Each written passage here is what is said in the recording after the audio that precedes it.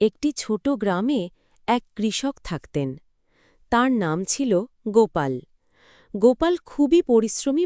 সারাদিন তিনি জমিতে হাল দিতেন, বীজ বুনতেন, গাছের যত্ন নিতেন। তার ঘরে স্ত্রী ও 2 সন্তান ছিল। পরিবারের সব দায়িত্ব তার কাঁধেই ছিল। গোপাল জানতেন কৃষিকাজ সহজ নয়। কখনো খরা হয়, কখনো অতিরিক্ত বৃষ্টি ফসল নষ্ট করে দেয়। এক বছর গ্রামে প্রবল খরা হল। মাঠে ফসল জন্মাল না। অনেক কৃষক হাল ছেড়ে দিলেন। কিন্তু গোপাল নিজের চেষ্টা চালিয়ে গেলেন। তিনি কুয়ো খুঁড়ে মাঠে পানি দিলেন, সামান্য ফসল হলেও তুললেন। সেই ফসল দিয়ে তিনি শুধু নিজের পরিবার নয়, কিছু প্রতিবেশীকেও সাহায্য করলেন। তার এই কাজ দেখে গ্রামবাসী অনুপ্রাণিত হল।